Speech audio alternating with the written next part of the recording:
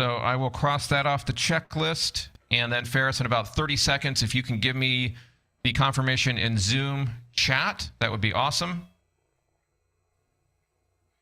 And let's see who else just jumped into the room here. It looks like Allegra. Hi, Allegra. Thank you for being here. And your fastidious attention to all the details helping us pull this together today. Allegra's the best. Thank you, Allegra. Incredible. Really incredible. Good morning. Hello. All right, Ferris, you should be able to give me the confirmation there on LinkedIn. If you can drop a chat. Okay, all good there. Also, go ahead and drop some chat or comments there on the post. Let me make sure I can see that here.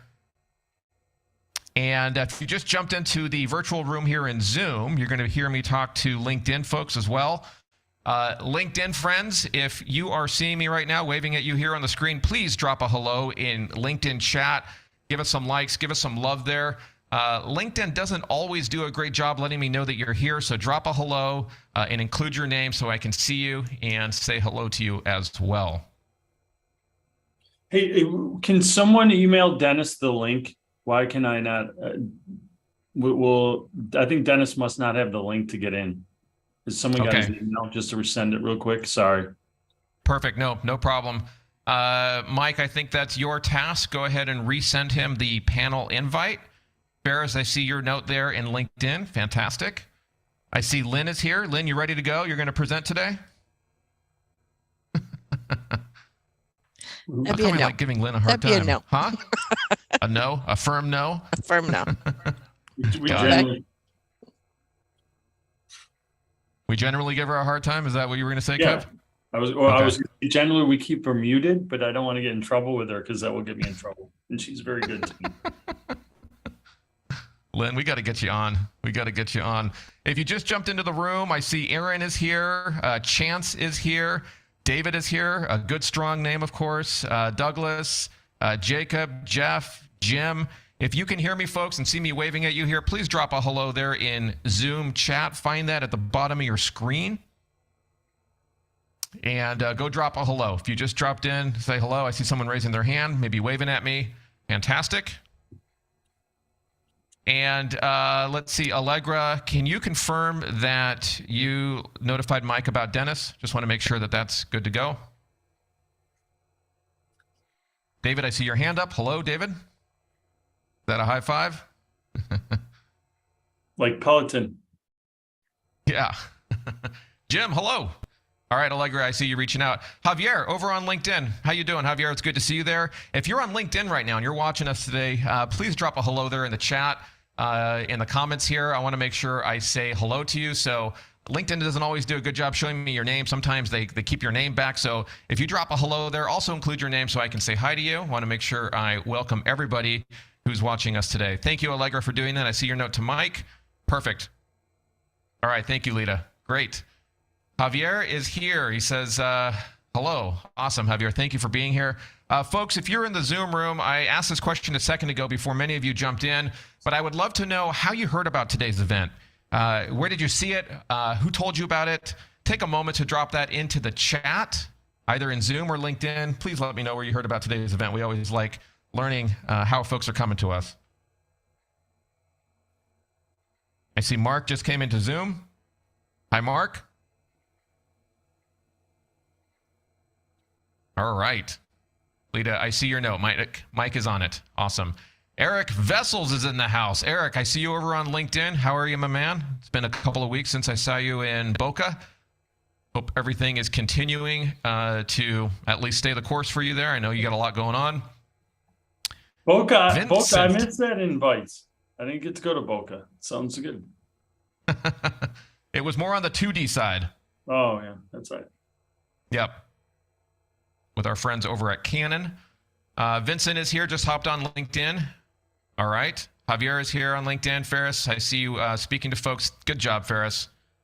Dennis says, I met Kevin Carr at another event and received info on this webinar a couple of weeks ago. Kevin, do you remember meeting Dennis? We appreciate you joining for sure, Dennis. Thank you.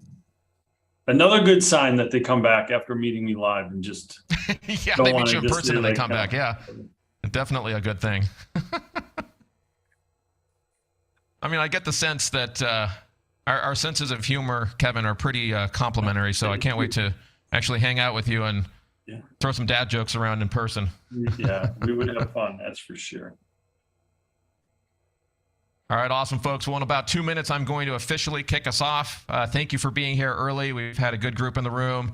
If you haven't yet said hello in the chat, I would appreciate if you could drop into the chat here in Zoom. Say hello. Let us know that you can not only hear us, but also see me waving at you here. And do the same in LinkedIn. If you're watching on LinkedIn, I've spoken to a few of you there. I see Suzanne, Javier, Vincent, Eric is there. Say hello. And let us know that you're here in LinkedIn as well. Craig is here from Oceanside. Perfect. Mustafa got a LinkedIn invitation. All right. Let's do that real quick. In the 120 seconds or so that are left before we officially start, let us know where you're dialing in from today. So the Zoom folks, I see Craig is here from Oceanside, California. Let me know, where are you coming in from today? Where in the world are you hearing and seeing us? In LinkedIn, let me know as well. Want to know where the LinkedIn friends are coming from? I see Rich from Crystal Finishing, Wisconsin. I see Waterloo. Okay, that's Stuart. Good deal. Madison, Wisconsin. Mexico. Memphis, Tennessee. Wisconsin, Rockwell Automation for Jacob. All right. William says Petal, Mississippi. I don't think I've been to Petal. I see Eric in Ekron. Dennis from something I can't pronounce, but Wisconsin. That's outside the prison, not inside. Okay. That's awesome. How do you pronounce that? Oh man, I'm a terrible Wisconsin. Vince, you would know this. Is Waupun. Yeah. Yeah, Waupun. Waupun. All right. Yeah. Sounds like a prison. Good to hear you're outside of the prison. That's awesome. That is right. It's a good way to We start have your day. That's right. We have Missouri in the house. We have Patrick from Merlin Printing in New York. All right, LinkedIn, let me know where you're coming in from here. We're just about ready to get started. Thank you all for being here today. I'm super excited to be moderating today's event titled Breaking Into Additive Manufacturing, the 5 Steps to Successfully Adopting 3D Printing. And this is actually the second of a 3-part webinar series where we're diving into all things 3D printing. And so if by chance you missed the first session in this series where we worked to separate the hype from the reality of 3D printing, you don't want to miss some of the unexpected insights that we were able to draw out of that session's panel. So if you want access to the private recording, do this right now. Drop your best email in the chat, whether that's on LinkedIn or in Zoom. Drop your best email, and my team will follow up with you after today's session so you can get access. So who would like that? Go ahead and drop that in the chat right now here in Zoom or in LinkedIn, and I will make sure that my team follows up with you in order to get you that recording. I think that we just got Dennis in. Okay, perfect. Looks like Dennis is here with us now. Perfect timing, Dennis. Welcome. Thank you for being here today. I'm joined by Kevin Carr, Vince Annawinter, and Dennis Richards to discuss how to get started and accelerate your additive manufacturing journey by looking at 5 key steps. And our goal in the next 60 minutes is to dig into these 5 key steps. And my job is to pull out of this panel, who I'm going to introduce you to here in just a second, insights that are meaningful to all of you, no matter where you stand in your journey. Briefly, allow me to introduce myself. I'm Dave Rosendahl, president here at Mindfire. My company's had a long relationship with manufacturers, specifically the print industry, in both 2D and 3D print. And through that experience, somehow I've become a connector, bringing folks together to learn from panels like the one that we have prepared for you today. And my job is to moderate the discussion. That means not only am I moderating the live panel that's here with you today, but also all of you who are here in the room. So please, right now, go to Zoom, open up the chat, and say hello. If you just came in, drop a hello there in the chat, or in LinkedIn, say hello, because what we have found is that the more engaged you are, the more you get out of these sessions today. So I want to make sure I see the hellos coming in. I see Ray saying hello, Craig says hello, Dean says hello. Please go drop a hello in there. And if you're ready to get started, please drop a yes. Please drop a yes on LinkedIn and in Zoom. Let me know if you're ready to get started, because now I'm going to introduce the panel to you. And I'm going to go through one by one, give you a little background on each, and give them an opportunity to say hi to all of you who are here in the room. So first up is Kevin.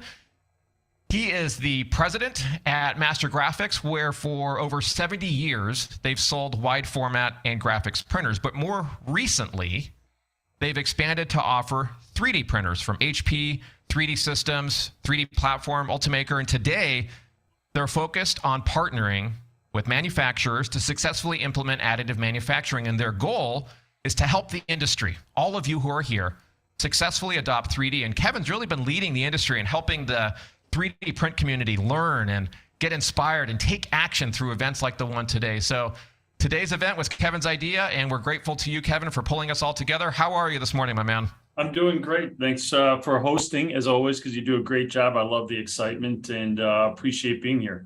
And I'd be remiss, I want to thank the panelists. Of course, you talk very highly of me, but I appreciate Vince and Dennis joining us because they really are the experts in the industry. And as you know, I love for these things to be informative. And Vince and Dennis, I love talking about other technologies besides what we just sell, because I really want it to be education and continue to, push the AM market forward. So again, thanks for hosting, and thanks for the panelists for taking the time out of their day to join us. Absolutely. I'm going to introduce them next. I'm going to ask my team, though, to drop your LinkedIn profile into the chats, Kevin, so that folks, you can connect with Kevin on LinkedIn and get that connection open with him if you haven't yet met him. Let me introduce now Vince Anawinter. You can see his picture here on the screen. I'm going to bring him up in a second. He's the director of the Rapid Prototyping Consortium at the Milwaukee School of Engineering. And there he gives additive manufacturing guidance and new product development expertise to a non-competitive consortium of over 47 companies located across the globe. And he brings to that role deep experience in additive manufacturing, 3D scanning, injection molding, stamping, castings, and product design. In addition to that, he also serves as the treasurer and director on the board of the Additive Manufacturing Users Group, AMUG, as well as serving on the boards of the St. Louis University Center for Additive Manufacturing, Azul 3D, and the Photopolymer Additive Manufacturing Alliance, or PAMA. Vince, a lot of words that are difficult for me to say there, but thank you for being here with us today, and I appreciate you spending time with us and the panel. Hey, it's a real pleasure. I'm looking forward to participating. I appreciate everybody tuning in. Obviously, I love additive manufacturing and love the opportunity to talk about it, and this is a great group. So thank you very much. Awesome. Thank you. And team, if you can drop Vince's LinkedIn information there in the chats, I want to give everyone an opportunity to connect with you too, Vince, there on LinkedIn. And also with us here on the panel is Dennis Richards. Dennis attended the University of Missouri in 2002, and then Northwestern University Medical School's Prosthetics Orthotics Center, and graduated there in 2004. He's an ABC certified orthotist, and he founded 3D Stability in 2009. In around 2014, he began his digital transformation, and 3D Stability now runs a fully operational O&P 3D printing lab using in-house MJF and MAT vapor smoothing technology. Dennis, we appreciate you being here as well with us this morning. How are you today? Dennis, we got you here? I think, Dennis, you're muted. If you could unmute, just say hello. Oh, sorry. Yes, thanks, David. Thanks. So happy to be here. Excited to talk about 3D printing and share some of my successful stories with everyone. Awesome. Dennis, we're going to give folks an opportunity to connect with you on LinkedIn as well. Team, if you can drop that into the chat. You're going to hear from these folks now, but before that, I don't want to forget. I want to remind all of you that if you're here with us until the end today, I'm going to check the log. I'm going to have my team check the log. You're going to receive this new white paper that outlines the roadmap to success with 3D printing. So please make sure you stick around to the end of the panel today. And like I said, I've asked my team to check the roster of who's here, and we'll make sure that you get this roadmap as soon as it's published early next week, the moment it hits the airwaves. So make sure you're here to the end to get that guide. All right, let's jump right in. Let me tell you how we prepared the material today. I have in front of me hundreds of questions. There you go. You can see it there. Hundreds of questions that you've all submitted in advance of the event today. And it was my job, along with my team, to pull out the questions that you've asked that are most illuminating in the 5 steps that we're talking about today around adopting 3D printing. So that's what we're going to be focused on today. But Kevin, I'm going to bring you into the hot seat first. Before we do that, for those that didn't join the first in this 3-part series, just give us a little background on yourself. Tell us about what drew you into 3D, what challenges you had to overcome to get started, and how you got to where you are today with Master Graphics. Yeah, I mean, it's interesting because we started as a traditional 2D wide format printing company. And when I joined Master Graphics probably 14 years ago, it was a small part of our business selling 3D print. And it's interesting, in the 2D side, we sold printers because people needed them. But I saw 3D print as a way that was changing people's companies and really, adding value and changing the way they worked. So it kind of excited me on a personal level. And then over time, as the industry focused and we went from prototyping to production, we had the ability to partner with someone like HP. And it really kind of it generated that growth in our business to focus on additive. And so where I get excited on a daily basis is what we're doing to change manufacturing in the US, right? And so that's been a focus of ours. We still do 2D print. I can't forget about that. One in the company tells me, but it's just been an exciting progression. And then just get in this small industry still with people like Vince and Dennis, and really do things differently than we've done in the past. So it's just been a great evolution. And like I said, it's exciting every day to get up and work in the industry. So it keeps me driven because it's so enjoyable. Vince, what about you? How did your 3D journey start? Yeah, no, great question. So I started off my career in traditional manufacturing, plastic injection molding, tool and die, and gosh, probably late 90s. I remember reading an article about 3D printing and how it was going to affect injection molding and plastics, and I thought, wow, this is the future. And so early 2000s, I had an opportunity to come work at Milwaukee School of Engineering in their Rapid Prototyping Center. And they had a great center already started. We've been around since 1991, helping companies understand new developments in this industry and how to integrate it into their operations. And, I just fell in love. I fell in love with with helping companies adopt new technologies, with the ingenuity and creativity necessary to really adopt and deploy a tool that hasn't existed yet. And so this industry is so much fun. There's so much opportunities to make a huge difference in the world. And that's, I think, what really drew me in. So it's been a fun ride ever since. Dennis, when I was researching you for today's event, I noticed that your journey with 3D actually started through 3D scanning. So I'd love for you just to tell us a little bit more about why you were drawn to 3D and why you started through scanning. Sure, David. So when I was in school, I actually saw a 3D printed prosthetic socket. And that really was amazing to me. I was just totally fascinated. But as 3D scanners became more available, I bought one and just started playing around with it. And I would scan objects, and then I would actually scan those objects and then send them to a 3D printing service bureau to have those printed. And once I started to do that and became accustomed to doing that and saw the amazing these devices that I was able to 3D print, that really just sucked me in, and I guess from there is history. So that's where I am today. Got it. Well, I asked those questions of you folks because I want everyone here in the room to have context for where you're coming from as we dive into these 5 key steps.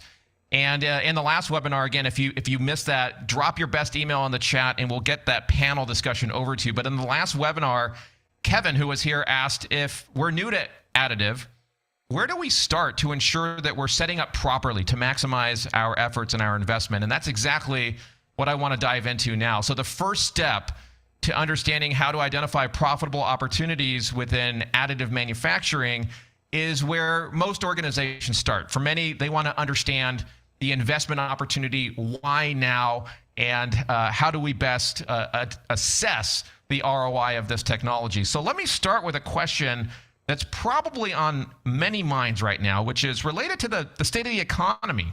And as we think about the state of the economy and making this investment or accelerating our investment in 3D, I'm going to start with you, Kevin. I want to know, why do you think that now is a smart time to invest in additive and do so in the face of what's possibly a looming recession? Kevin, what are your thoughts on that? Yeah, I mean, look, in our world, the supply chain has changed forever, right? Like, so some of this, when we talk, it seems like buzzwords, but it's a reality, right? It's why they become buzzwords. So additive really makes us more adaptable and we can address more issues. So I think for us, again, we've had this reshoring talk for many years, but we really are at a unique inflection point because all of our customers in the US have been affected by that supply chain, and additive can address it in a different way. So if I look at customers of ours like Enerpac and Graco, they've really set them up for the future, and they're able to adapt and address theirs. So when you talk about investment always comes when you find a pain in your company that you can address, right? So I use Michael at Enerpac as an example. He sits on their supply chain committee, and he had one specific one where they were waiting 8 weeks for a part before they can do a final assembly, and he's able to print that part and get the line back up and running. So I think even with kind of that, all our concerns about the economy and that, additive really does allow you to address those concerns, so you're not relying on other supply chain. You can be more adaptable, and like I said, you can be better set going forward to address any issues that might come up. So like I said, I think so much has changed, and it sounds like buzzwords, but additive really has addressed a lot of the challenges you've seen and that we're going to see in the future. So Vince, what about you in the face of, two negative GDP quarters here? So technically a recession, and who knows what else is coming our way. Why do you think now is a good time to invest? That's a great question. And Kevin, you brought up so many good points there. A lot of companies are struggling with changes in the supply chain. And like I said, when I started my career in manufacturing, we were at the cusp of the first outsourcing wave. And really, a couple of things happened there. One, we lost a lot of infrastructure in this country for manufacturing, and we lost a lot of talent, and there's a void of talent. And I think smart companies are always looking to be innovative. Smart companies are always looking to build on what's next and develop a competitive advantage. And to echo a little bit what Kevin said, one of the big opportunities that Additive provides is it's a very nimble tool, right? It's not to say that Additive is immune to supply chain challenges. We have those same challenges in our industry, getting materials or what have you. But because it's nimble, it allows you to be flexible and dynamic. It allows you to address limitations for other sources for parts. And it also allows you to kind of address the talent shortage and the talent gaps. We're seeing more and more applications being developed in Additive on the jigs, fixtures, assembly, tooling, things in those areas that help you maximize the workforce you have, and that kind of alleviate those skill gap challenges in your technical manufacturing workforce. So lots of tools, lots of ways it can create benefits in your internal operations. Vince, in advance of the session, Tyler submitted a question around can and how, if so, does additive manufacturing provide a competitive advantage, a distinct competitive advantage? So Vince, can you just, from your perspective, how would you answer that back to Tyler? Oh, that's a great question, Tyler. There's lots of ways it can provide a competitive advantage. I think when you look at adopting additive as a company, I think it's really important to look at what your biggest pain points and your challenges are. If you're out there looking at doing a nickel price reduction on a piece part pricing, that's probably not a good fit. But if you look around your factory floor, your operations, and you say, what's my biggest headache? And you look at how additive, which is a tool in the toolbox, it's not a cure-all, but it's a tool in the toolbox, how it can play a role in solving your challenges, whether it be for, rapid dynamic prototyping, flexible end of arm tooling. I think that we're seeing a big movement toward scalable, low volume automation to help alleviate some of these challenges. And additive plays a huge role in flexible, quick change, down and dirty sort of low volume automation tools, whether it be fixtures, end of arm tooling, vacuum chucks, you name it. There's a lot of ways you can deploy additive to improve your productivity and your quality in your operations, including rework. We've done a lot of projects where, maybe parts are coming in or parts need to be modified, and you need a quick way to fixture those, hold those, assemble those, and those are all great applications for additive. And having that in-house really is a game changer, because you try to get anything outsourced these days, and you're looking at shifting timelines, and oftentimes 6-8 weeks. It's a challenge. So the ability to be dynamic in-house and control your own destiny is huge. Dennis, I'm curious from your view, orthotics, how do you answer a question like Tyler's around how does additive provide a competitive advantage? What are your thoughts on that? David, just being able to create these advanced 3D graphics and advanced geometries with additive, it really, there's nothing that really compares to it with traditional manufacturing. So if you could pull up the photo, I think you have one there of a. Yes. So if you look at the graphics, they're pretty amazing. Just something this little girl wanted on her little AFO. But if you look at the lateral, the side view image of that, you can see there's a channel that runs through there, and it's a perfect spot where I can run a strap, which not only is it, the graphics are amazing, but it's also functional. And that's, I think, something that we're just now learning with the software available to be able to create these type of devices that have the 3D graphics that the children want, or the adult or whoever, but to also make it fully functional. And so this is something that can't be done any other way, actually.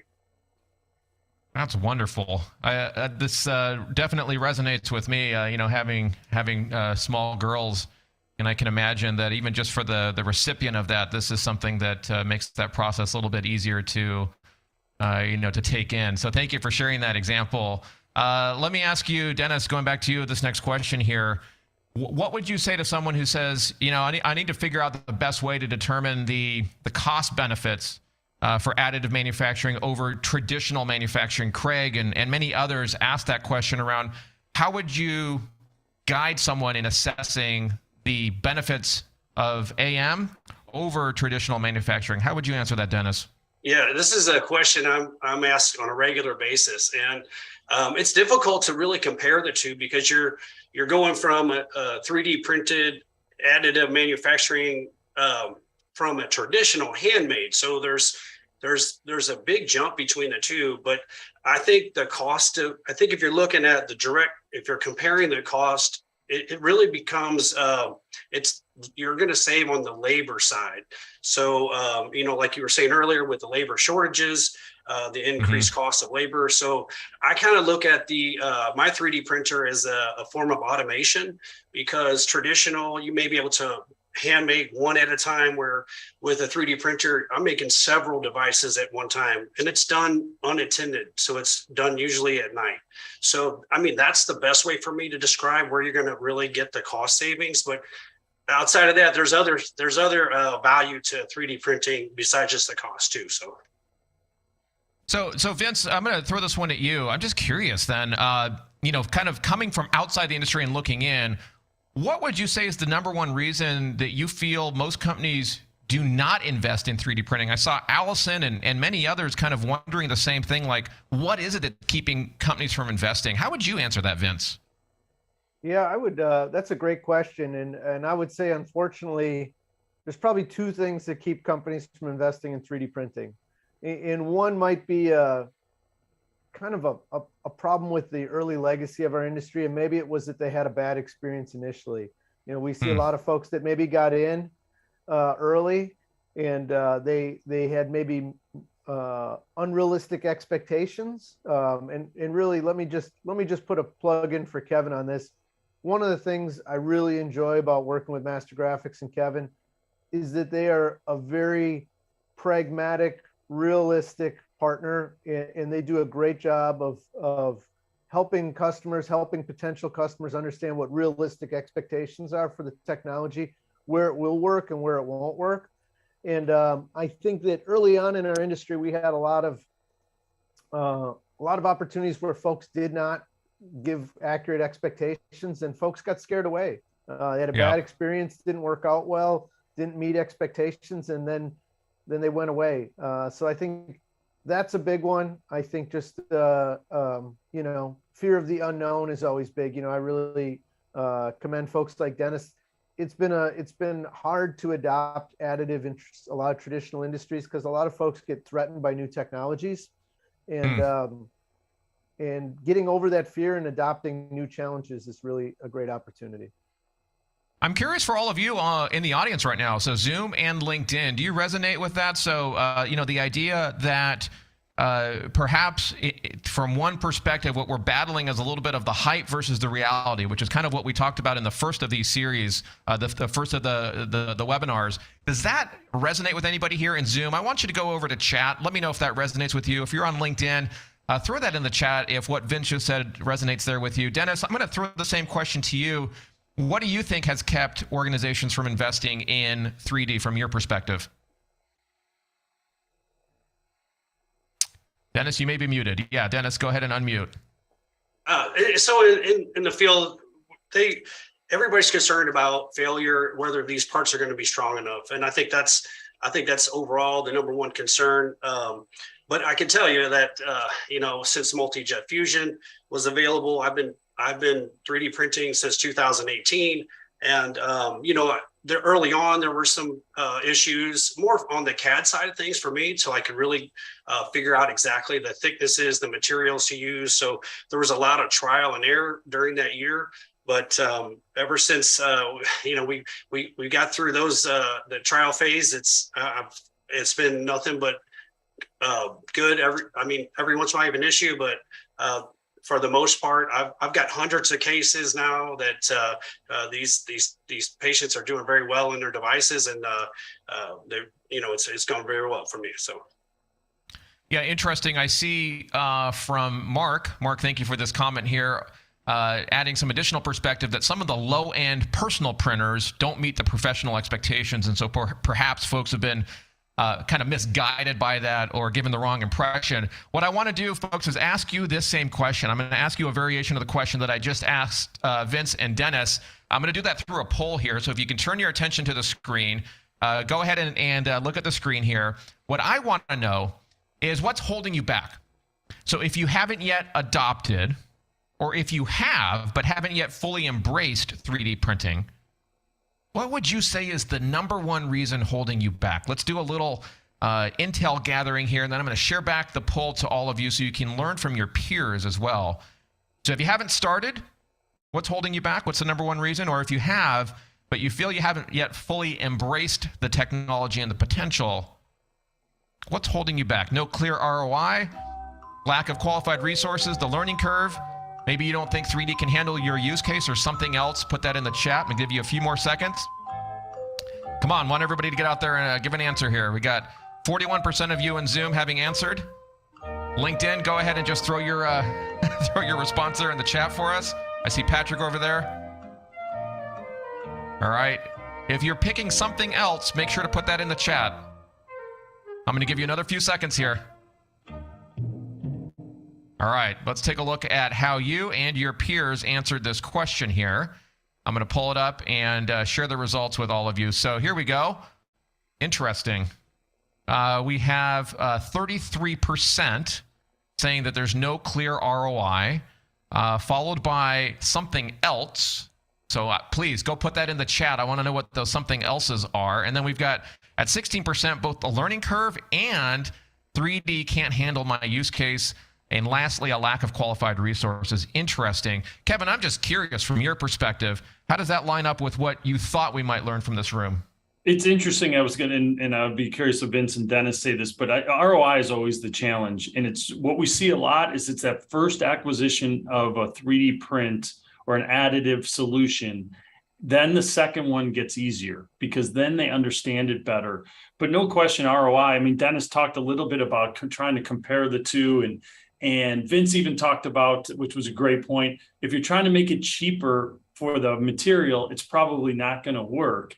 So I think ROI is one we always run into. But on the positive side, those who have implemented it, their second, third generation or additive, that's when it gets easier because they have a better internal understanding of what the ROI is. And sometimes it's soft. It's not a clear-cut cost. And so I think that it's funny as I was seeing that, it resonated. It's by far probably the biggest challenge we see. I see comments coming in here to Zoom, and I want to make sure we get to all 5 steps here. So please keep those comments in. If you have any questions, if you see something differently, please drop it into the chat. And then when we get into the interactive Q&A portion, I'm going to be reading more of those out. So let's talk about step 2 now, which is where we want to assess the challenges that get in the way and how to navigate around them. Creating a plan to navigate around those. So I'm going to go to you first, Vince, and ask you just to kind of summarize for us, what are the common challenges you think companies face when they first start with additive? Yeah, that's another great question. Common question that comes up. I think there's a couple big items. One is expectations, realistic expectations. And a lot of people come into additive with a very binary mindset. Either it's going to work for everything or it's useless, right? And I think that it's important to understand it's a tool in the toolbox, and you don't have one tool that you use for everything. So you have to have much more of a holistic viewpoint when you're adopting additive. And to echo a little bit about what Kevin just weighed in on ROI, sometimes our current evaluation metrics don't really lend well to a new tool that doesn't exist, because we don't have metrics that exist either. Why would we for a tool that hadn't existed? And so, we want to do these traditional ROI kind of tools and justification tools. And so it's easy to look at piece part pricing. It's a little more difficult to look at risk mitigation or reduction in inventory, or the nimble nature of having a flexible manufacturing tool on your premises, having something that can alleviate labor problems. Those sorts of things are often areas you have to look at. So I think how to assess challenges, I think, and be successful, it starts with realistic expectations, and then you have to have a much more holistic viewpoint of your enterprise, of your organization, and look at where the root cause of all these sources are, and start understanding how this can play a role in alleviating those pain points. Dennis, I'm really curious about your situation. If you can think back to, when you started your endeavor, what were the challenges that you faced, and how did you overcome those? How did you work through them when you started the organization? So it's the big challenge was getting started and not understanding CAD. So there was just limited courses I could take. And, that I think for the most part, the practitioners in the field are all very limited on time. They don't have the time to learn CAD, to relearn how to design. Basically you have to jump in and you have to do it. You can't expect your first try to be perfect. You got to go in with, like Vince was saying, the expectations that, hey, there's a learning curve, but that's you just got to assess your situation and where you want to be, and just kind of get a better understanding of the technology. And I think that's, if I could say anything, that once you start doing it, once you learn it, you'll take off from there and you'll never turn back. So you mentioned CAD, which is interesting. There was a question that came in from Alexander, actually, saying or asking, does additive manufacturing and 3D printing, is there a steep learning curve for someone who's looking to start? So I'll go back to you, Vince, first on this. What do you think about the learning curve for those who are just getting started?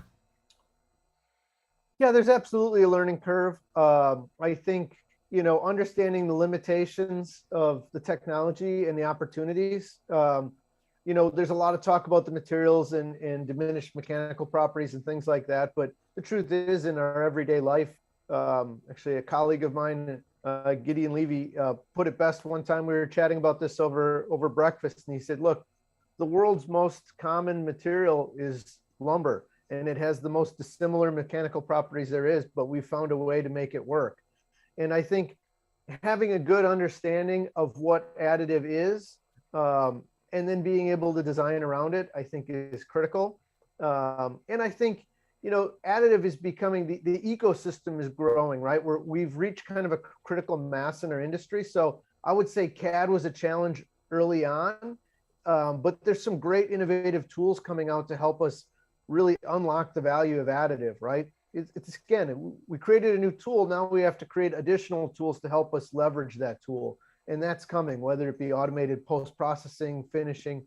There's a lot more tools coming on board, which are helping us enable unlocking the value for additive. So Dennis, would you say from your perspective then that scanning is the key to overcoming that learning curve? Oh yes, absolutely. You got to get a scanner. They're relatively inexpensive, and they're very, for our field, being able to scan body parts, very accurate. So absolutely, that is the first step. And then because there are other sources, there's other design companies, there's other ways to learn CAD, but you got to start scanning, especially in our field. It starts with scan to CAD to design to print. So that's the first step. Absolutely. Got it. Makes sense. I see lots of great questions and commentary coming in. My team, please keep some of those good questions. Yes, the question, Allegra, I meant was from Ed. I want to get to Ed's question here during Q&A. And Master Graphics team, feel free to chat with folks there as well so we can keep the engagement good and high there in the chat. Thank you all for keeping that chat lively. Let's talk about step 3 now. Where we want to kind of dive into how an organization now identifies the best use cases, the best applications that prove out the value of additive manufacturing. So now we're in step 3 of this process. And Kevin, I'm going to go to you first here. A question that came in from Vidal, hopefully I'm pronouncing that correctly, which is around what is a cost-effective way for small companies to acquire the skills and the equipment for additive and 3D? Kevin, your thoughts on that? You know, it's interesting because I look at them in 2 different ways, right? You take equipment and skills. And from an equipment perspective, obviously, a lot of the pricing points have come down, right? Again, I would, a caution, you want to make sure you buy the right equipment for the need. But there are new ways now that we're getting more mature, as Vince was saying, to, get a device as a service, right? You can pay as you go. There's more rental, there's more leasing. The equipment options have become much more flexible, I would say. And that's really one, right? And that's the one everyone focuses on. I actually think one of the bigger challenges when you talk about effective is that skill set, right? I think the biggest challenge we have in adoption is look at the skill that Dennis and Vince have gotten over their career. But I think you have options. I look at students coming out of MSOE, and I know Vince was so nice to me earlier, so I'll be nice back. But if we look at some of the best service bureaus in the Midwest that we have, they were MSOE grads, right? So you have the ability to use resources. Our educators are getting extremely better at it. Our technical schools are getting better at teaching that. I think even more resources. So, from a skill perspective, I think both Vince and Dennis would agree, you have to get all in, and there's all sorts of resources. There's education. There's now consulting groups around additive. I have this concept of this additive manufacturing cell where you bring in parts, people who assess parts, talk about facilities. And so there, you have a lot more resources, but skills is probably the biggest challenge. But like I said, look to your local educators, look to your local companies. I think you can leverage them for sure to understand it. Greg, I see your question here in Zoom. Definitely, let's hold that one. Allegra and team, let's get to that one. I want to ask you, Dennis, the same question. From your perspective, what do you think is a cost-effective way for smaller organizations to get the skills and the equipment that's required for additive? How would you go about solving for that? I think the first step is to, come up with a design or reach out to design companies. They're popping up now, and then have it 3D printed. Send them to a service bureau or somebody get in touch with somebody like me that's in the field, that understands the design and the patient population. And to find that perfect, we got to be very selective. And there's a learning curve, but you got to print them, send them to a service bureau. And once you feel comfortable with that, that's when you take the next step, maybe to look at investing. So start with having somebody print for you. Vince, Jeff from KSU asked, and we've touched on this a little bit today, but he's wondering, how do you affordably and profitably stay current with the technology in the face of an industry that's rapidly developing and evolving? How do you do that, Vince? Yeah, that's a great question. That's a never-ending challenge, especially in a university environment. MSOE is a great small private university. So definitely very capital cost conscious. So we've had to get creative. So we're financially supported by our non-compete consortium of companies, and helping companies adopt additive is at the essence of what we do. And so it's very important for us to stay at the forefront of emerging technologies, right? Nobody, there's less value in adopting aged technologies. There's more value in adopting the latest and greatest. So we have taken that opportunity to kind of develop ourselves as one of the elite beta testing sites in the US or in the world, really. We get involved in a lot of beta programs. So we help the OEMs, the companies developing the new printers, understand where their technologies can fit, any challenges they have pre-market, pre-launch, identify potential case studies or applications. Every company wants to come to the market with a couple successful applications. And then reciprocally, what we offer to our consortium members is early access to new technologies to help them understand these and how they can make a compelling difference in their operations. So we've had to get a little bit creative when it comes to the constant challenge of buying new capital equipment. Yep. I will say that, there's a lot of good technologies that are coming down in price, and it's becoming less and less of a barrier to adoption. Dennis, if I could get you to unmute, I'd be curious on your perspective here. How do you stay on top of rapidly developing and evolving technology? How do you keep your finger on that pulse and stay ahead of it? It's you just have, I mean, it's just part of your daily. You read articles, you're doing research, because I'm constantly looking for better. So, whatever I can get my hands on. So it just becomes part of your business and what you're doing on a day to day. As far as, to invest in whatever technology, multi-jet fusion made sense for me at the time. And I looking back on it, I know it was a little scary at first, but I feel like I made the best choice I could ever made. And it was definitely scary, but I feel like I'm in a good place at the moment. I've seen a lot of questions come in here. I'm going to go to you, Kevin, but Dennis first on this one around, the idea that additive might be, or 3D printing might be best as a one-off type of manufacturing versus mass production. And Ryan had asked a question similar to this, wondering, is the process primarily viable only in the one-off scenario, or is mass production in the cards? Dennis, how do you respond to that? I think in our field, that's the investors, people are looking for more of a mass production. They're just looking for that. And I think currently, I think we're set up really well with 3D printing for these one-off products, but there's AI and the development of this new software. And I think they'll be able to rapidly design and produce. And I think that's our future for sure. I see it coming. I'm watching it very closely. So I think the interest is there, and I think the investors are really taking note of that and watching that technology emerge as well.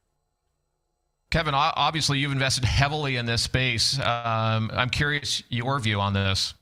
Yeah, it's interesting. And I think you have one of the graphics on it. So it's funny, we're going to talk a little out of both sides of our mouth on the overall cost, right? But we still see the one-off high value items, right? But what we've seen is this pretty dramatic push down of price per part, right? And the ability to print a larger quantity. So this is just an example. We went to a local shop to try to get a mold made, and we just compared it to additive, right? And our turnaround time is actually quicker. We're not waiting 8 to 10 weeks for a mold, and we're able to produce it. And the volumes have definitely increased. I kind of look at think of EV models, right? Like Rivian and all these guys who've started. They could not have done this, I don't believe, 10 or 15 years ago. Why did no one compete in the automotive market? You couldn't develop a product, but additive has helped it. And they can now go, and some of those parts are actually being produced and put in a car. So I know this is talking a little bit about the little opposite of what Vince and I talked about, but there is some validity in turnaround times, not having to make a mold, and that that crossover point of traditional manufacturing and versus additive, that point is going up. So we are seeing this, right? And like I said, you see it in EV vehicles, you see Ford and GM now speccing out MJF SLS parts in their actual end use vehicles. So, again, this is another just kind of direct, kind of a maturity of the market. Our costs are being driven down. Got it. All right, well, let's move into step 4 here and dig into how you learn to design for additive in a way that fully capitalizes on the capabilities that it brings. So Vince, I'm going to hit you with this one first from William, who said, how does one change the design mindset from traditional manufacturing to 3D printing? Vince, how would you guide William and the others who have that question and how they change their mindset? Yeah, that's a great question too. So often it's a pet peeve of mine. I hear folks that say, oh, what we need for great additive designers is people who don't know anything, right? People who aren't pigeonholed into a certain skill set. And I that bothers me, because really what I think makes the best designers are folks that have understood how to design for lots of different manufacturing processes.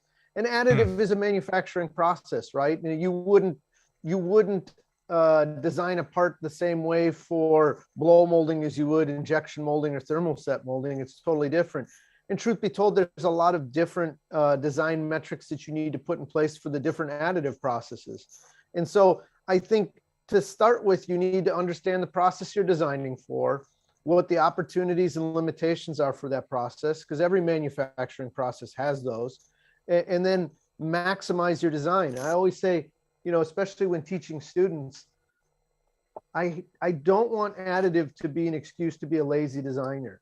Additive manufacturing is probably one of the most expensive manufacturing processes on the planet. I don't think I'm shocking anybody with that when you look at the cost of material or the piece part pricing, and that's why you have to bring in all these external forces to or inputs to cost justify it. That being said, it requires you to extract value out of every component of your design. And with these some of these wonderful new software programs like Topology, Altair, OptiStruct, mass optimization technologies, there's designs and there's tools that are coming up with optimized designs that can only be produced with additive. And it's going to produce game-changing opportunities in a wide variety of different industries. And a lot of it's coming down to the development of ancillary technologies, scanning, mass optimization, digital foams, those sorts of things. So don't design the same way you did for injection molding. If you think you're going to have a successful design with an injection molded design for additive, you're probably not, right? You've got to look at the process. Kevin, curious as to how you see this. How does an organization or a person change their mindset when going from traditional to 3D printed? How do you guide somebody in that process? It's funny. I mean, it's probably why I just, again, appreciate where Vince is coming from, and is, it's just another tool in the toolbox, right? You got to start with that. And I think one of the challenges we have is going back to Vince was talking earlier about the overhype. And too often we go in and we want to tell them, you got to design for this because it's better. And it really isn't. It's what is your end use product? So you need organizational buy-in, right? That understands it. And honestly, the other piece you need is understanding of different technologies. We're selfishly, we sell HP and 3D systems, but sometimes carbon is a better solution. So I think the organization's got to buy in, educate their designers on the different technologies, and then they'll understand how to use it. And the other one I would say is the understanding new tools. CAD tools, even though relatively easy, some of the new ones you design differently, you think differently through it. And you need to invest in that type of new tools so that you can leverage whatever technology is out there, 5-axis now, whatever it might be. And so I think you just got to continue to do that. But it is just another tool in your toolbox, and you got to educate it, and you got to understand the manufacturing process, because it augments it. Really, it doesn't displace it in most cases. Craig, I see you've got a question here around what's viable for additive. Team, let's make sure we grab that one. Mark, I see you have an interesting insight. Changing the mindset is similar to moving from the drawing board to CAD. That's interesting. Vince, let me ask you this question. What challenges do you face with post-processing? That's, same challenges everybody else does: manual labor, time. post-processing can often be one of the most expensive components of the process in producing additive parts. And, like I said, we're getting to a critical mass where some of the tools that exist in other industries are starting to play a role in allowing additive to scale.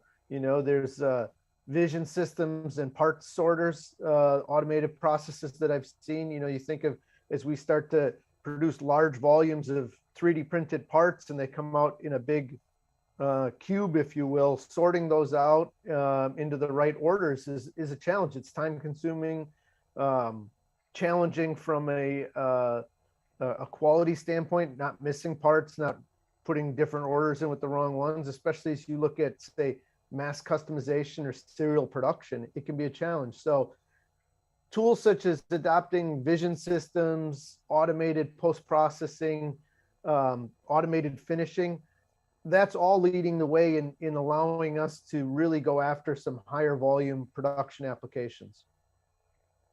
Dennis, in your business, with your parts, what challenges do you face with post-processing? So early on, multi-jet fusion, I was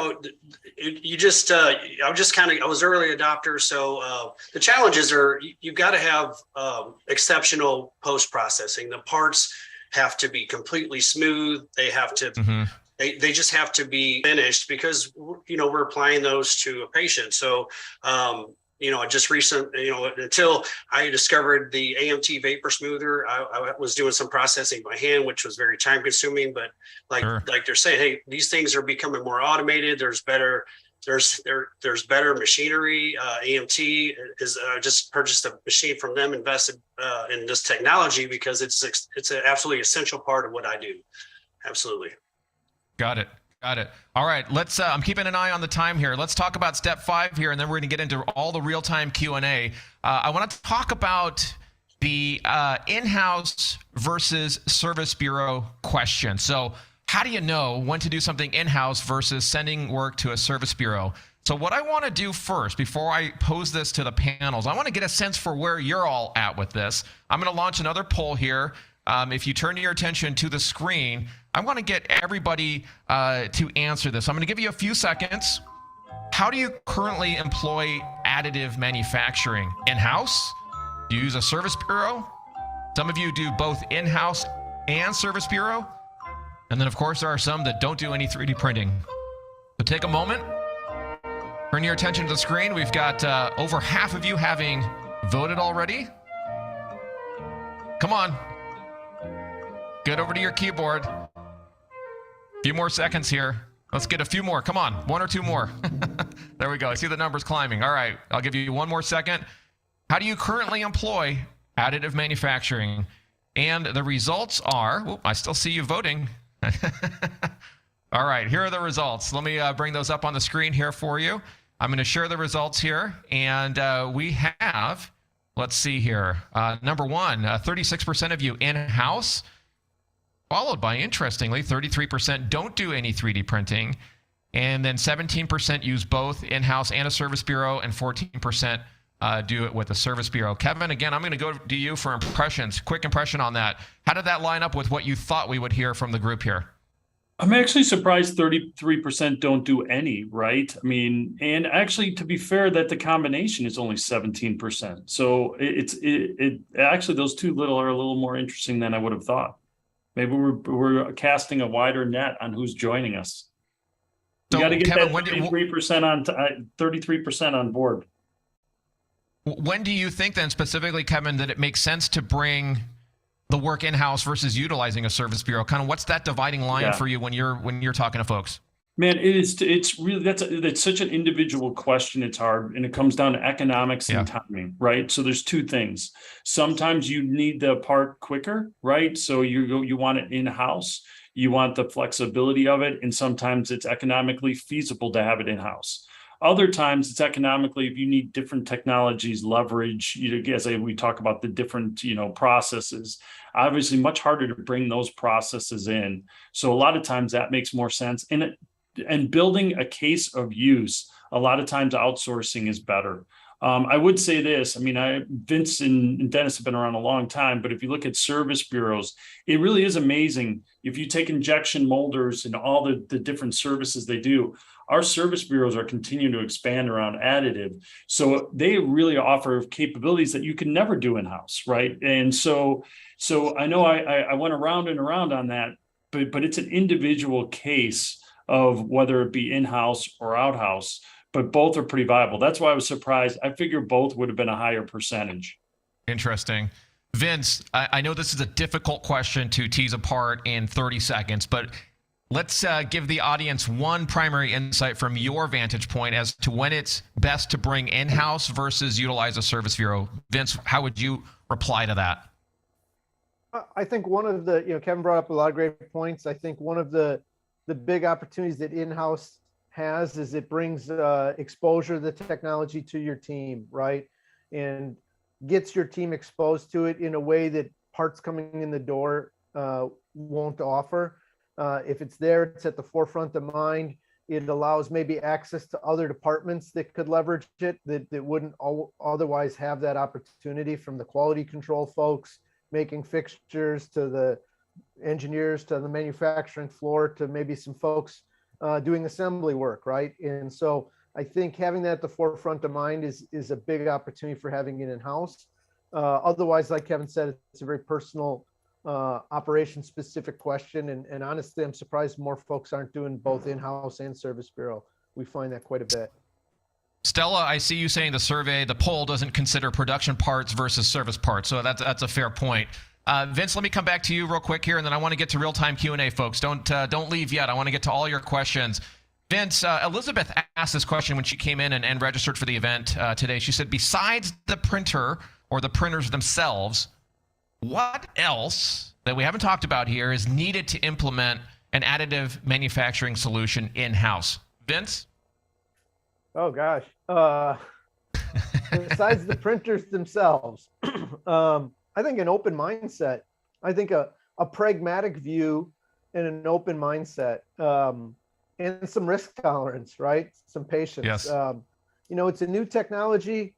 This whole field is still relatively new compared to other manufacturing processes. So, a little bit of latitude in your expectations, an open mindset to look at value across multiple areas within your organization, and maybe somebody that's very pragmatic to help guide you, because it's easy to get wrapped up in the hype and the coolness of additive. We see that a lot. People are like, oh, additive, let's do it because it's cool.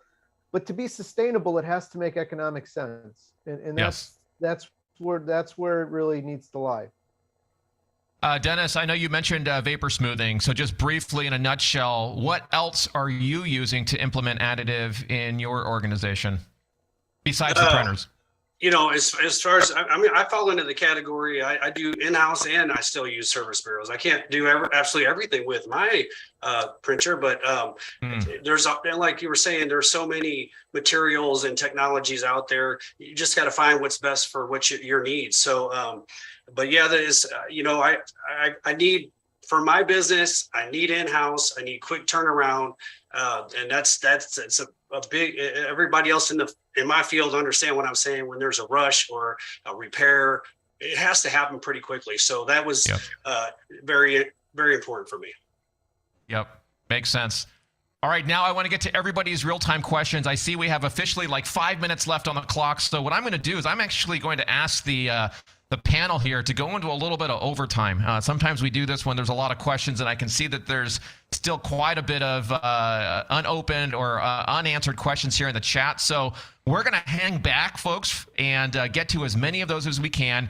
If for some reason you have to drop off right now, please drop your best email in the chat, and I'll make sure that the team follows up with you and gets you the recording of the overtime bonus Q&A that we're going into here. So if you've submitted a question so far, we haven't answered it on the air, or my team hasn't chatted with you, please copy and paste that back into the chat right now, and we're going to try to get to all of them. But before I do that, I don't want to forget here, if you want to learn more from Kevin and his team, or for that matter, any of the panelists that are here today, I'm going to ask my team to drop this URL into the chat, 3d.mastergraphics.com.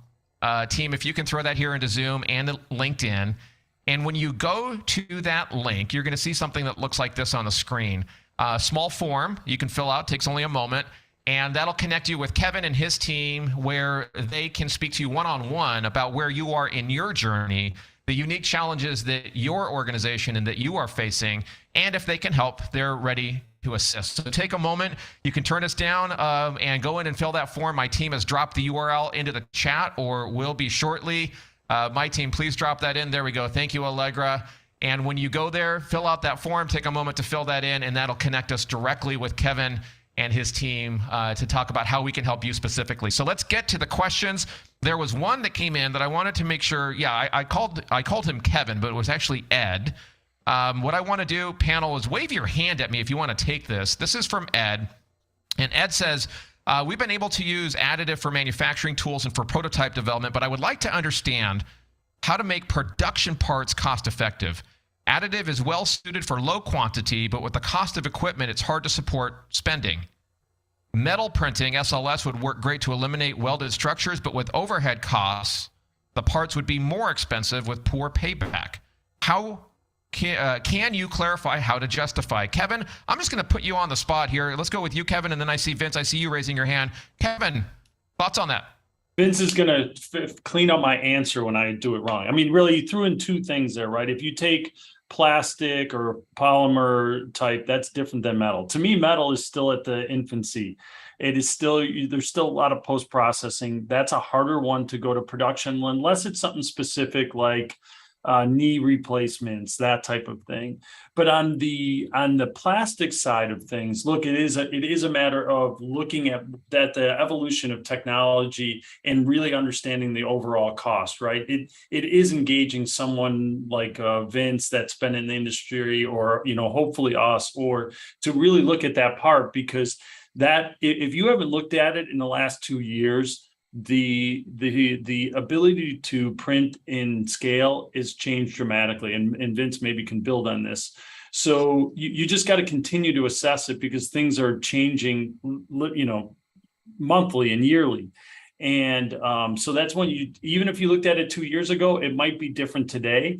And again, it may not be a fit, but we are definitely seeing production volumes go up. When you look at the start of the service bureaus that are doing production printing of additive, you can just follow the web and see them joining. So Vince, you can clean up my bad answer.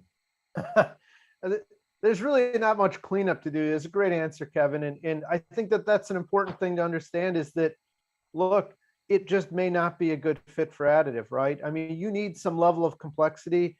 If it's easy to do it with injection molding, and you're currently doing with injection molding, and there's not like, we don't have our tooling and we need parts tomorrow, it may continue to be a good fit for injection molding. I ask people to think back to, look back in history and think when everything was going to plastics, right? When plastics became in vogue, metal stamping didn't go away, right? Some things are better stampings than they will ever be plastic, just like some things are better injection molding than they will ever be additive. But to echo what Kevin said, there's new tools coming out, new materials, better post-processing, better softwares to create a more compelling design up front that make it make sense. But no, we will never be doing 20-ounce soda bottles cap screws in additive. It just doesn't make sense. It's not the right fit. So Craig is asking here, and again, wave your hand at me, panel, if you want to take. He's got a two-part question, or two questions here. Craig, I'm gonna try to get into both of these here. Craig is saying, number one, is it better to start small, or could there be a reason to go big, like relativity space 3D printed rockets? So is it better to start small, or is there a reason to go big? Who would like to take that one? Yes, go ahead. I think it's better to start with a problem, right? So it doesn't really matter big or small. If there's a very complex problem that's not being dealt well with the tools that exist, see what benefits additive can play a role in. And that's why it's been significant in the rocket industry and in the medical industry. I'll let Dennis weigh in on that. I think he's had a huge impact. Dennis, you want to weigh in on that? I would, I'm going to say start small, just because I think you just need to get a feel. You need to get a good feel, a good sense of what the technology can do for you and your business. And then I'm pretty sure at some point you're going to want to ramp it up and go bigger. But for me, it was definitely start small. All right. So second question from Craig, would hardware like bolts, nuts, and washers be a viable option for additive? Vince, you can answer this one. Yeah, and I think I responded in the Yes. chat there. You know what? Like if you need a 3/8 bolt, no, go to Home Depot, go to Rock, go to Fastenal. You're never going to need it. Now, where it does have an impact is I've seen some fantastically complex fasteners for the medical industry, spinal implants, things like that, where that adds a significant amount of value. Again, it's the value to volume ratio that additive really excels at. And if it's a washer, nut, bolt, not really. No, not unless you're on the space station and you can't get to a Fastenal. Then maybe it makes sense. So you need some pretty extenuating circumstances. Ed, in response to the commentary a moment ago here, folks said, I would really like to use metal. There's great potential at our company, but I need to justify. Kevin, I don't know if you have any specific questions for Ed around where the justification process perhaps is not where it needs to be, but I'd like to give you a moment, Kevin, to respond to that and ask any further clarifying questions of Ed. Yeah, I mean, I'd be curious, and I don't know, Dennis, your experience with metal, but metal is still, like I said, at the infancy, and it is very hard because a lot of times you got to touch up the part anyways with the machining process. And to me, metal, outside of those home run applications that are being done or replacing MIM or whatever, but a lot of times it's augmenting traditional manufacturing, not replacing it, because you probably got to put it on a CNC machine. So all you want to do is you have a cut path that you can't do, or you want a net near shape. I think we're going to get there, but I still think we're at the infancy of that. And Vince talks about it. We talk about hype of the industry. I think metal got hyped for a long time, and there were some technologies that weren't great, but there's some really good ones coming out. And I just think it's going to take a time for that finishing and the end process to be developed. Vince probably much more, or maybe Dennis, I don't know Dennis's experience with metal, but I would have them add to that. What would you say? I completely agree with Kevin. I think that, some of these binder jet processes are going to create a new window of opportunity, probably in that 50 to 5,000 part range. There's tools, there's ways additive can play a role. Additive has had a huge impact on the sand casting industry for low volume production or very complex core sets. It's had a huge impact on quick turn investment casting. So it's played a huge role, but it's a common question we hear from our consortium members and from other folks when they have a commodity part, right? And they go, does this make sense to do in additive? On a laser-based metal system, you're still looking at a couple $100 per cubic inch in cost. And so if it's a little bracket that you can easily machine, then no, right? But if it's a complex component, whether it be a little finger or fixture, so think of highly complex little nuggets or organic structures. Again, that's why you've seen so much impact in the medical, dental, aerospace areas, because there's a lot of complexity to that cubic inch volume, and you can pull that value out, right? Titanium, Inconel, these materials that are not easily able to just go get a big billet chunk of it and start carving it off. That's where it makes sense.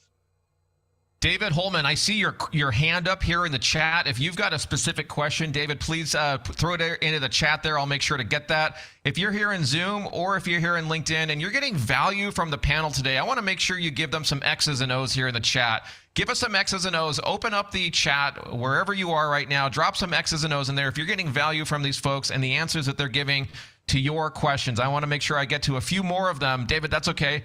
No worries. I thought maybe you had a question there, but let us know if you're getting some value. Give the fellows here some love. And I'm going to hit a few more questions here. I know I'm holding you all past the hour mark. I appreciate all of you here in the audience sticking around, as well as the panel. Kevin, I'm going to throw this one at you, rapid fire here. What are some of the different types of materials that can be used in 3D printing? Give us a list of just some of the, what are some of the materials we're seeing? It has expanded so much. I would say, I mean, literally now there's thousands, right? So and again, take that polymers and metals, but there's everything from, nylons to TPUs to polypropylenes to, it's almost too much. If you know the material, it's probably 3D printed. The challenge is, what is the process to 3D print that? And will it mimic what you're thinking of from a traditional perspective? But materials is almost impossible to keep up with, but it's wide ranging. I know I love the non-answer when everyone's asked, but that's where, I mean, unfortunately, materials is another one is hard to keep up with as technology. Yeah. And usually the challenge is, don't read that it's a TPU or a peak or whatever. Read how it's being done, because that affects how the part or the material will act. Let me hit Samuel's question here. Just threw it in. Thank you, Samuel. How to navigate hobby versus consumer versus high-end printers? Is it more cost-effective to go with small printers versus large, high-end printers? I know that's probably a multifaceted question there. Who would like to address that? I mean, I can weigh in a little bit, and then I'll let Kevin take over. I'm sure he'll have a different or maybe a similar viewpoint. Those lines are getting blurred, but so much of it comes down to your applications. I mean, I've seen folks do some great stuff on low-cost Perusas, some $300 extrusion printers. And I think some of these lower end printers, I shouldn't say lower end, lower cost printers are doing exceptional work. I mean, I look at the progress and improvement that a company like Formlabs has made, exceptional, right? That being said, you look at, there's just certain applications and certain projects that you cannot do without a large format industrial printer. HP, MJF, Carbon, 3D Systems, EOS, they've released game-changing hardware. And I think that it comes down a lot to your application. So they're all getting better, put it that way. Anybody want to add on to that? So I'll add, and then I'm going to throw it to you, Dennis, because I know Vince and but I would say the thing it is actually amazing. Vince is right. What Formlabs have done, Perusa, these entry-level printers are pretty exceptional in what they do. The only thing I ever caution is, don't buy a lower cost printer expecting to fix a bigger problem, because that to me sets customers back and clients. If you're going to invest to fix the solution. Don't try to fix it. And we see that too often. Vince talked about it earlier, where people get turned off the technology. They buy a entry level or low cost system trying to fix a high cost issue, and it doesn't work. And they go, additive doesn't work. That's probably another bigger challenge that we have. Interesting. Yeah, I don't want to jump the route here, but Kevin, that's a great point. It's so many companies have come to us that have had a bad experience with additive, and their bad experience with additive starts because they didn't try to fix the solution. They had a budget for a 3D printer and they went out and bought one within that budget, instead of finding a use case, finding a challenge that they needed to address and attacking it that way. So don't let your budget drive your printer choice. Let your application drive your printer choice. I'm going to hit two questions here, one from Chi and then from Scott. I see both of those. Chi, hopefully I pronounced your name correctly. Forgive me if I did not. But the question, and panel, raise your hand if you can answer this. How about radiation hard materials? Can PLA be a reasonably good choice? Who can handle that? Uh-oh, Dennis, looks like it's going to be you. No, actually, that's not my wheelhouse, David. I'm more of I would have to say, there's an application. You'd have to check with some engineers that are involved in that area of medicine. So, but maybe Kevin, right. Vince. Kevin, Vince. That's above my pay grade. Okay, all right. Good job, Chi. All right, let me hit the next one from Scott then. How much are you willing to invest in calibrating or adjusting the printer? Some people are serious experts in running low-dollar printers and can get great results, but if they leave, nobody knows how to work things. How do you answer that?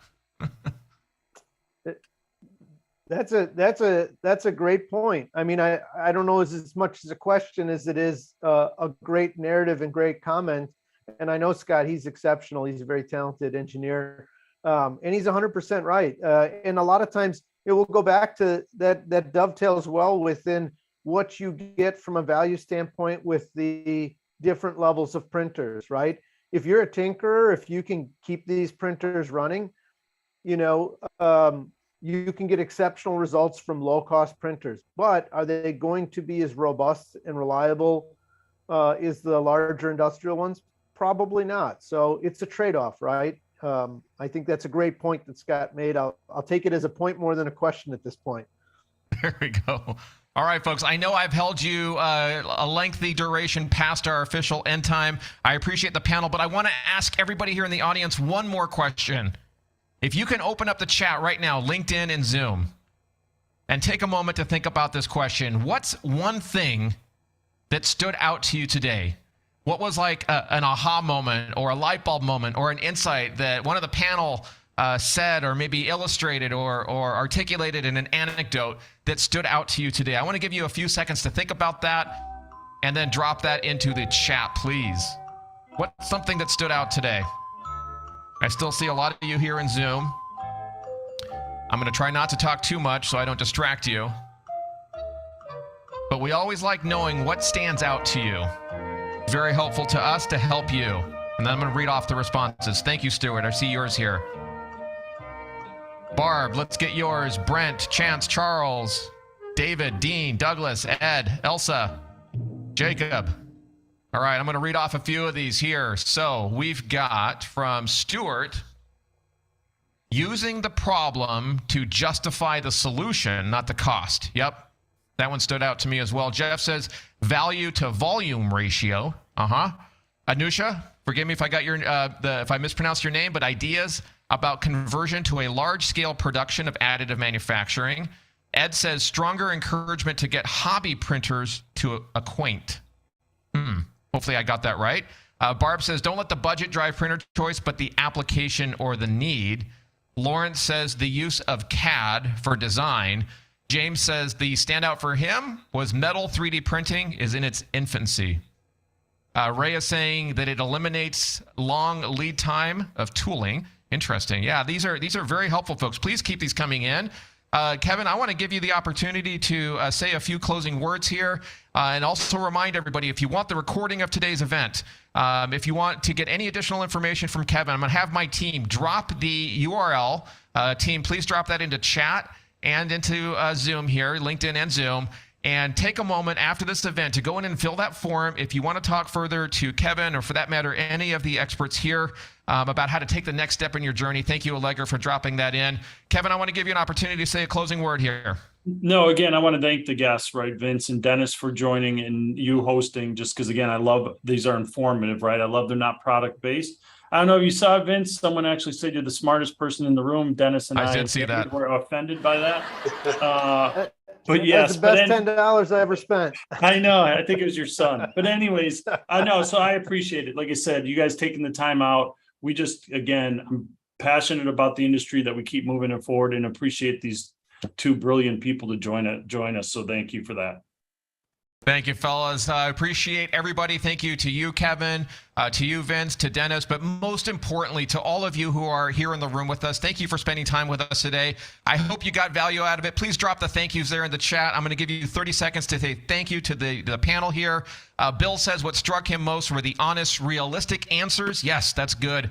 I would work with any one of the panelists as a trusted advisor. Wow, Kevin, that's a real testimonial to the solid folks that we have here. Craig is saying thank you. Barb says thanks to everybody. Dean is saying thank you.